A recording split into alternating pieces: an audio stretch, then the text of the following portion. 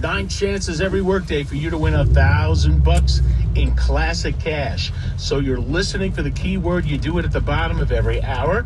Then take that keyword, enter it at Q1043.com. Your next chance to win $1,000 coming up tomorrow morning, 9:30. Maria's got that first one for you, and then right on through the day we go on New York's Classic Rock, Q104.3. Coming back with Rat, got some Floyd, and going back wall on Elton John, too, on the Q. What's wrong? When I look at my banking app, I think I'll never afford a car.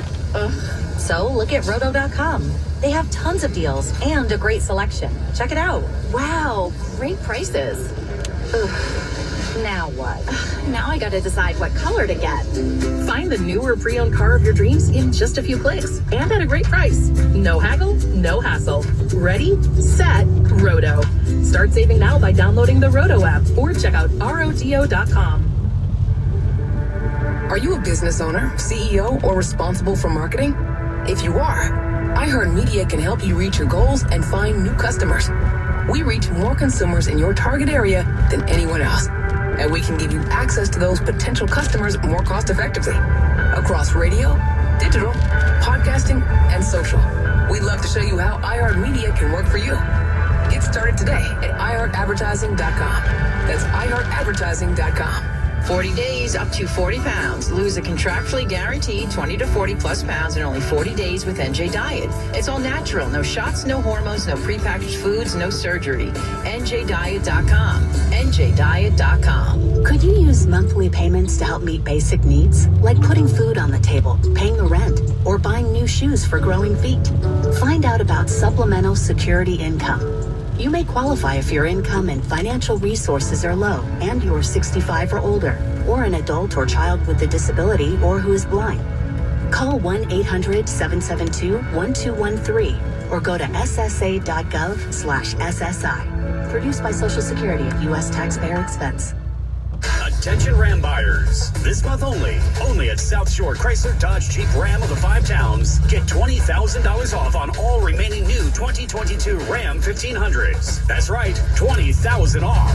This is not a mistake, but only while supplies last. $20,000 off your new 2022 Ram 1500 at South Shore Chrysler Dodge Jeep Ram on Long Island. The better alternative. South Shore Chrysler Dodge Jeep Ram.com.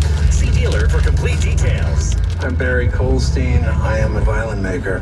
Precision is part of my profession. 5 years ago, when I was diagnosed with prostate cancer, I chose Cyberknife. Cyberknife only hit the tissue that was affected by the cancer. Treatment was 5 days, virtually no side effects. I'm healthy, and I'm basically cured. For an appointment, call NYU Langone's Perlmutter Cancer Center at 833-1-CYBER. That's 833-ONE-CYBR. When we made our McDonald's Spicy Chicken McNuggets, you were praise hands emoji. Then we ran out, and you were screaming tears emoji. Now they're back, so you can be grinning face with sweat emoji. Order ahead on the McDonald's app. Snag one of your favorites, like a 6-piece Spicy Chicken McNuggets, double cheeseburger, or McChicken, each paired with small fries for $3.99. Price and participation may vary, cannot be combined with any other offer. Participating McDonald's for a limited time. McD app download and registration required. Mr. Clean, Mr. Clean. Of course I use Mr. Clean Magic Eraser to clean tough messes off my stovetop and bathtub. But then I discovered I can also use it to easily clean my patio furniture and even my shoes. I'm hooked. And when wipes won't cut it, I use Magic Eraser Sheets. They're thin and flexible erasers, perfect for everyday messes, like gunk on my counters and sinks. They really are magical. The reviews are in. Mr. Clean Magic Eraser and Sheets make cleaning look easy. When it's time for your next set of tires, the pros at Pep Boys have you covered. Trusted for over a century, Pep Boys provides expert tire installation with a free comprehensive vehicle inspection to get you back on the road safely. Pep Boys has the tire brands you trust, like Michelin, Goodyear, and Continental at incredible low prices, backed by a price match guarantee. Make an appointment today at pepboys.com or visit one of the more than 50 Pep Boys locations in the tri-state area. Strike! Tell me something I don't know of. Well, unlike that nasty curveball, there aren't any surprises when you finance your next car with Carvana. Really? You get real terms personalized for you right in your strike zone. He's out and on his way to finance his next car with Carvana. Visit Carvana.com to get pre-qualified today. can't wait for what's next. Even with higher stroke risk due to atrial fibrillation, irregular heartbeat not caused by a heart valve problem. Eliquis, the Pixaban tablets, reduces stroke risk. It's the #1 cardiologist prescribed blood thinner. Don't stop taking prescription Eliquis without talking to your doctor, as this may increase your risk of stroke. Eliquis can cause serious and in rare cases fatal bleeding. Don't take Eliquis if you have an artificial heart valve, abnormal bleeding, or have antiphospholipid syndrome. While taking, you may bruise more easily or take longer for bleeding to stop. A spinal injection while on Eliquis increases risk of blood clots, which may cause paralysis, the inability to move. Get medical help right away for unexpected bleeding or unusual bruising, or if you have tingling, numbness, or muscle weakness. It may increase your bleeding risk if you take medicines such as aspirin products, NSAIDs, SSRIs, SNRIs, and blood thinners. Tell your doctor about all planned medical or dental procedures. Learn more at Eliquis.com or call 1-855-ELIQUIS. Progressive presents an ad from Mom. When you bundle your home and auto insurance with Progressive, bundle, that's a cute word. What? Read it again? Okay, when you bundle your home and auto insurance with Progressive, you get round-the-clock protection. Oh, that's darn good, because once my older sister Dottie, her basement flooded. Get round-the-clock protection when you bundle and save with Progressive. It's easier than getting your mom to make this radio ad. Progressive Casualty Insurance Company, affiliates, and other insurers. Discount not available in all states or situations. America loves its founding fathers, but that's a tough act to follow as a founding son. I'm Bob Crawford. Join me, Patrick Warburton, and Nick Offerman as we bring the 6th president to life. Was there ever witnessed such a barefaced corruption in any country before? Let justice be done, though the heavens fall.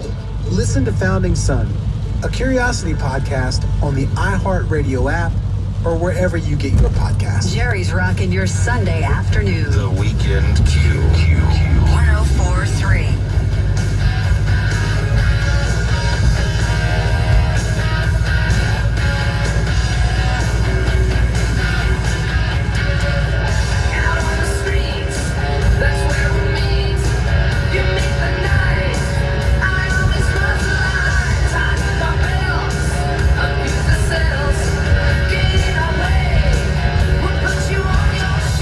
Another day, some other way. We're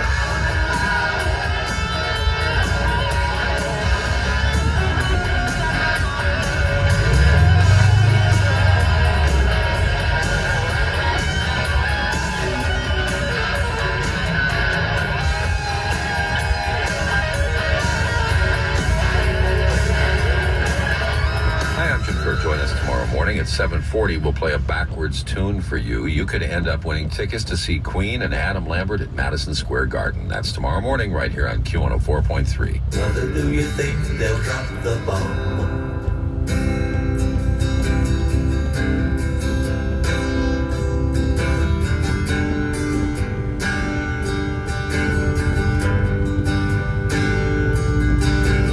Mother, do you think they'll like this song?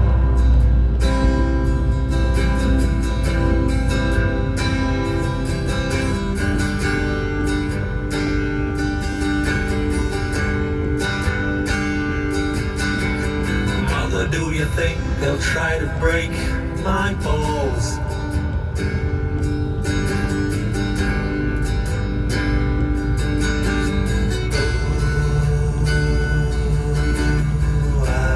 Mother should have built the wall.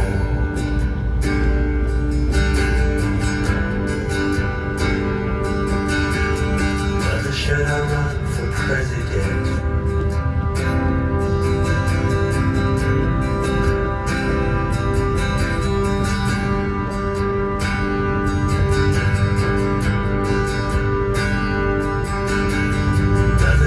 Trust the government.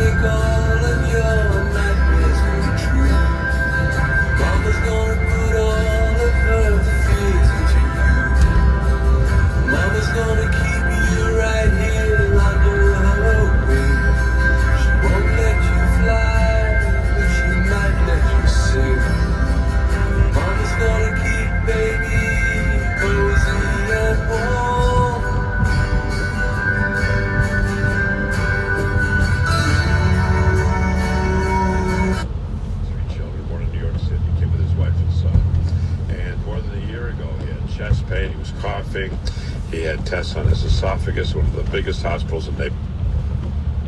Mellow, like him by the reasons to pillow. Ask around, know me. I'm a year boy, Ginobili. I like my red bone, fat. Real life fantasy, but you're moving so carefully. Let's start living dangerously.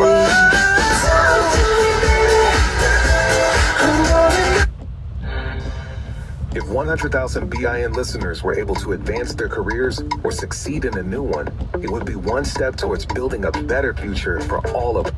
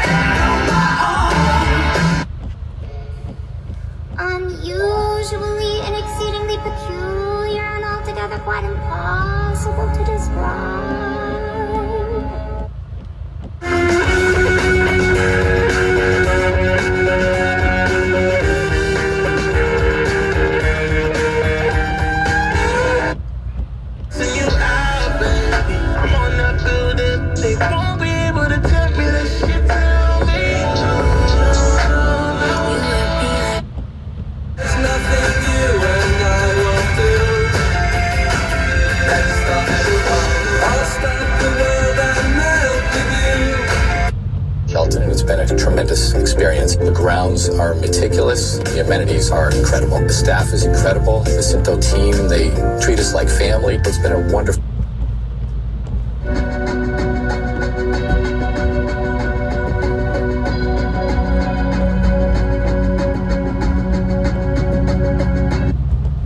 As Harry Belafonte, of course, but I could see that being a very animated performance. And the set started off with Harry Belafonte.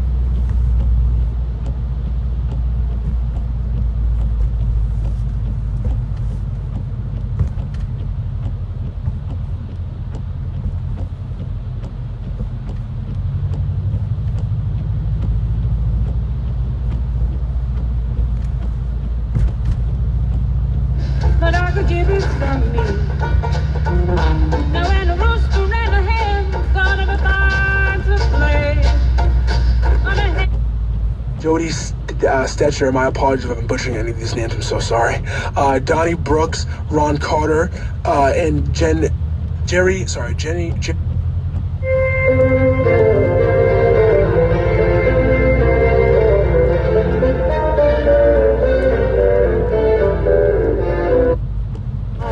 Know so well.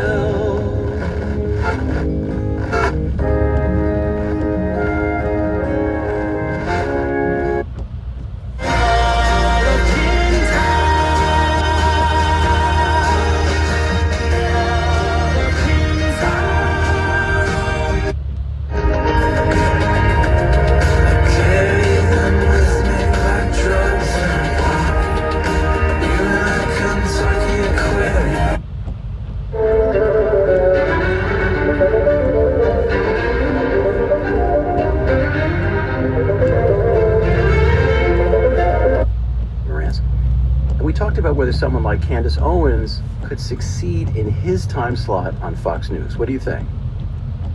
I think that's a really interesting...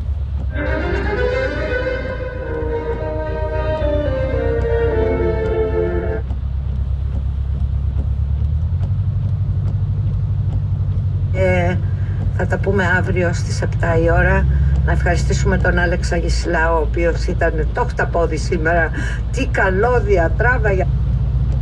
For free information at 1-800-460-3495. That's 1-800-460-3495. Again, 1-800-460-3495.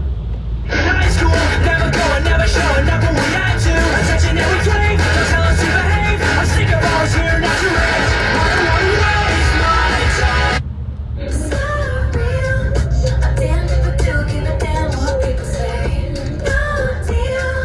The 1950s, they want from me.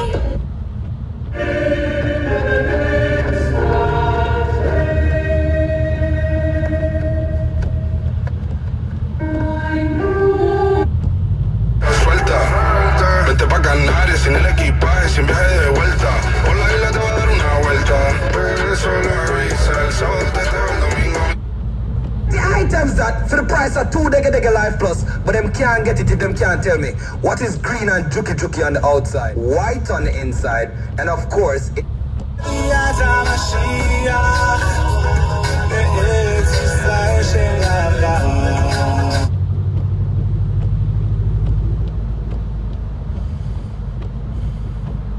Moringa energy shot. I 30 items that me I give you right now.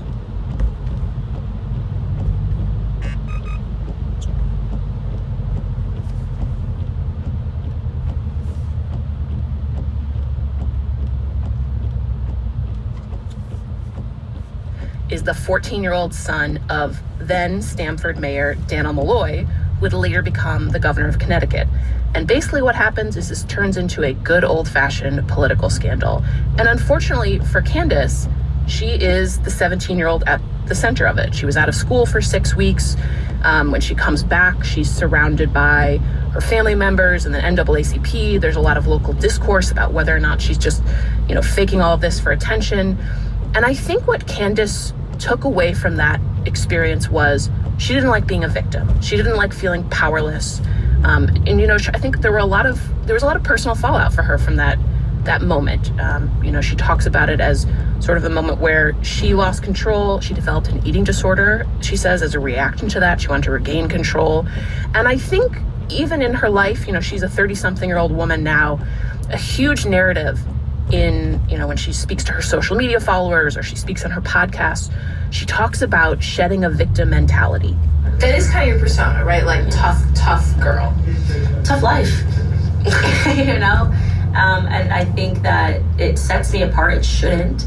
You heard me speak to this today. I think it's really weird that we live in this society where everyone's hand is being held at all times and they're being told they're amazing, they're great, and they're obviously not amazing, they're obviously not great. They could be better than they were yesterday. We all have bad days. I certainly have them. And so, life's tough, get a helmet, I guess, is kind of my perspective. If we all sat around and kumbaya'd and held hands like Drew Barrymore and Dylan Mulvaney, we'd never get off the floor. Okay, and to explain that last little jab, Drew Barrymore now has a talk show, The Drew Barrymore Show, and on it, Drew Barrymore had this sort of admittedly kind of awkward TV moment where she kneeled in front of this sort of infamous in conservative circles trans influencer named Dylan Mulvaney. And that's a kind of pop culture moment that Candace really latches onto, because her thing now is talking about pop culture, being very fluent in it, but also telling her listeners, here's what's perverse about it. And Candace is very, very anti-trans. How does she differ, if she differs at all, other than the age of her audience, from Sean Hannity, Tucker Carlson, and that group?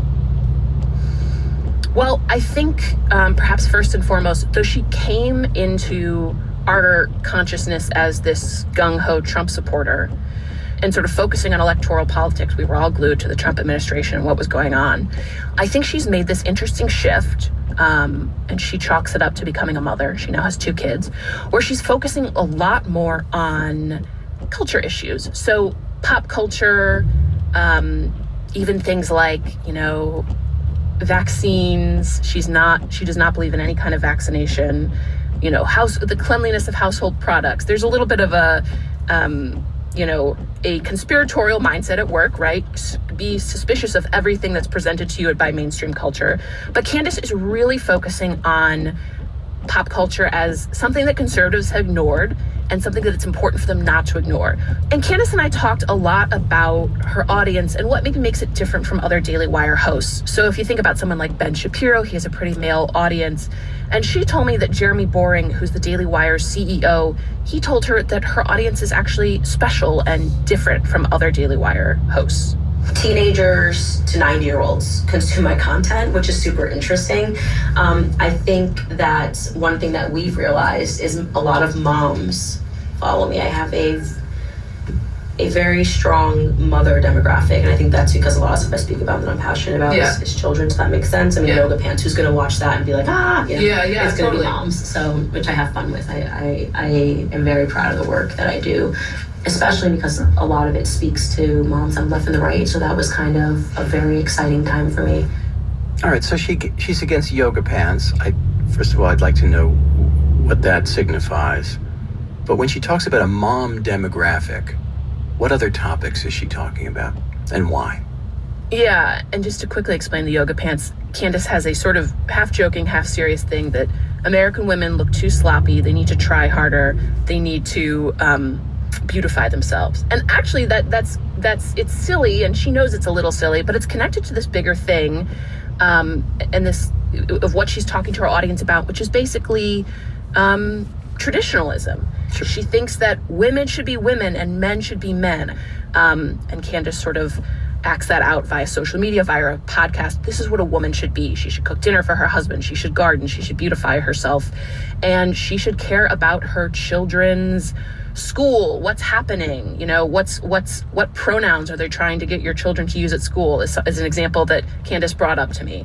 So I think Candace she's actually talking about issues that a lot of Americans think about. Now, is the way that Candace approaches this smart? I don't know. She has really harsh language. She has really a lot of retrograde ideas. Someone said to me, I think of Candace Owens as sort of like the Phyllis Schlafly of the Instagram age, because she's putting pushing sort of traditional feminine roles. I love my femininity. I celebrate femininity. I tell women this weird culture of telling women to de-beautify themselves and to be more masculine. I mean, it's just bad. It's just bad. You know, I believe that femininity is a absolute gift. It should be treated as such. I am the opposite of Lena Dunham, I think would be fair to say. Like, whatever she brought in, I'm the opposite of that. You know, the like girls are like, I haven't shaved my armpits and this is encouraging, and like, you know, I'm overweight and now you need to, like, you don't like it, there's something wrong with you, you know, which I challenge you the other way. It's like, you don't need to be a size 0, right? There's opposite extremes and they're not healthy. But to take care of yourself, when did we start looking down on taking care of yourself? Phyllis Schlafly, who, for those who don't remember, was a kind of anti-feminist activist who organized against the Equal Rights Amendment in the 70s. And then you have Lena Dunham, who, of course, was the originator and star of the show Girls, which projected, I would say, think it's fair to say, a very different view of the world than Phyllis Schlafly. She thinks this is a winner.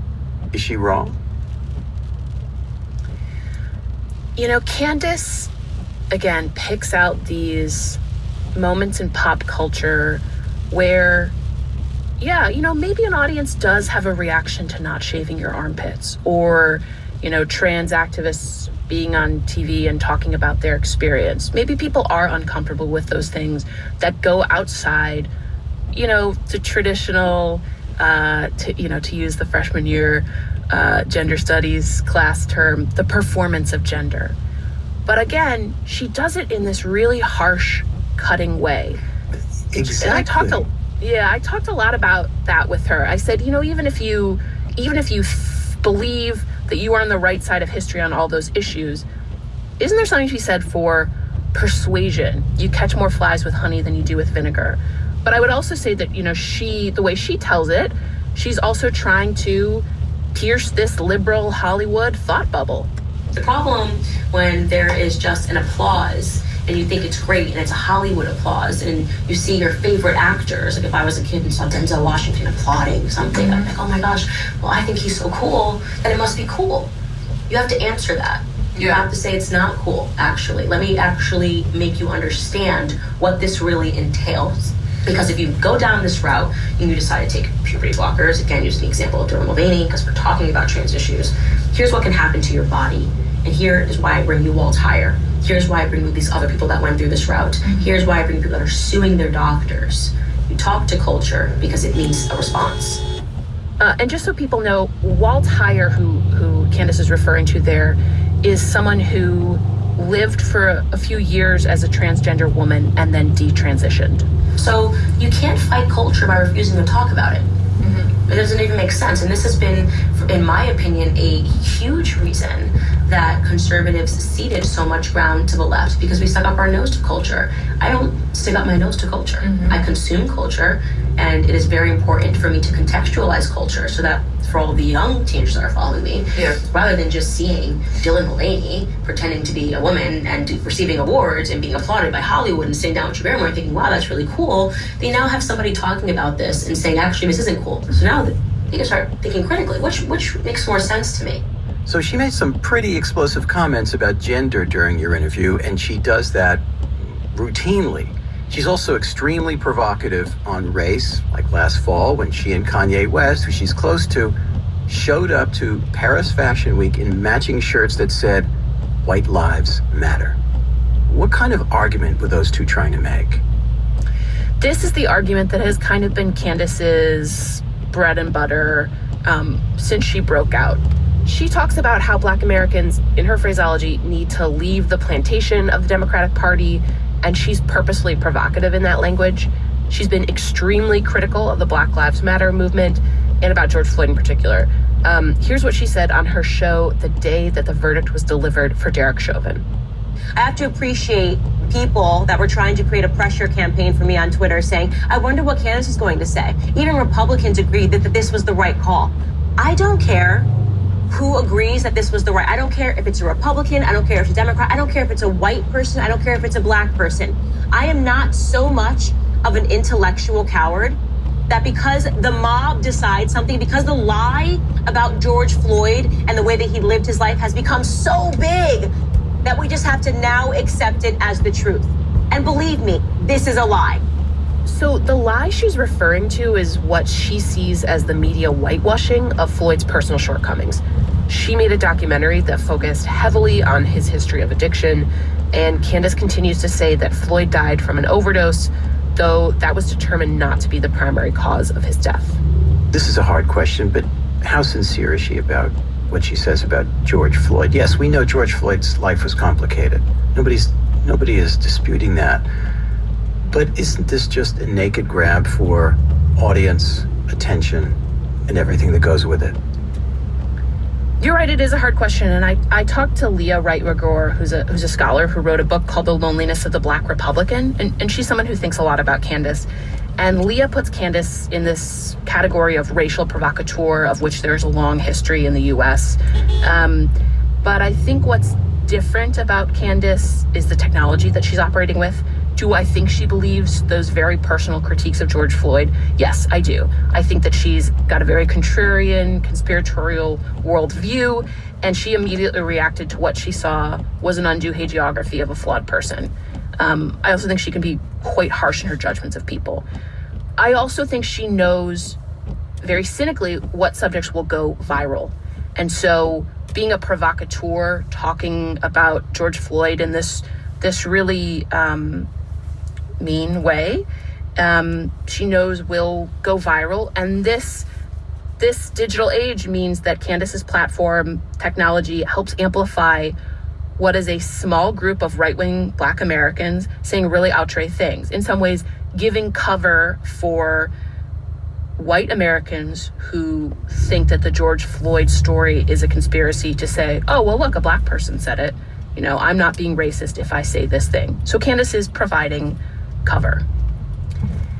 Finally, let's look at 2024, and I want to listen carefully to this exchange that you had with Candace Owens about what she thinks might be the crucial culture war issues in the presidential race coming up.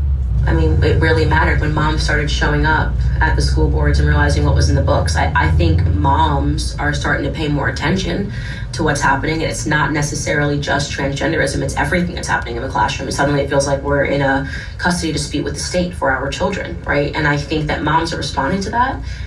So I do think that me speaking to mothers, I hope it will have real world implications in the election, because it's usually moms that are opening up the mail, speaking with their husbands about, you know, who to vote for. I hope that I encourage mothers to be more tuned into that sort of a thing. I think that some of the toxicities surrounding feminism and why I shirk away from it is that it encouraged mothers to just trust the state to raise their kids. And you go get a job and be like dad and be like men, and this will put you on equal footing. You have a job, though.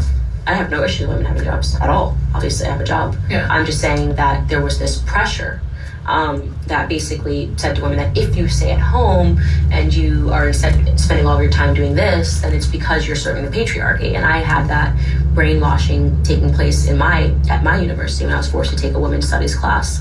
And they basically, that was the whole point. Men are awful, men are terrible, and the one way that you can beat men is to compete with them at every level. I don't feel that way anymore. I don't feel like I want to compete with men. And I, again, give women permission to aspire to be a stay-at-home mom. All right, let's leave aside the assertion that she was forced to take a women's studies class. That bears checking. But she is using the word over and over again. It's like a mantra. Moms, mm-hmm. I'm speaking to you. Do you think in the upcoming race that could really help? You've got all these male culture warriors on the right. You've got DeSantis himself, who's making culture more and more and more the center of his campaign, and Trump, of course. Do you think this works for the Republicans? I do think it works to appeal to women. I mean, Mitch McConnell, the night of the 2020 election, I believe, said, we lost too many women. I mean, I think this is something that the Republicans know. And I do think that there's something to be said for moms, for suburban women turning out in elections. We saw it in 2016 and 2 years ago in Virginia, when suburban women swung to the right and voted in a governor who campaigned on COVID-era school closures and education policy. People vote based on real worry about their kids. You can't find any issue more personal than that. And I think Candace is poised to have an influence on this group that her peers at the Daily Wire aren't. She's a mom. She's speaking directly to other moms, which is something that her male counterparts like Ben Shapiro can't replicate. That said, she has a really harsh tone and a conspiratorial mindset that I'm not sure would appeal to women in the middle. Claire, thanks so much for your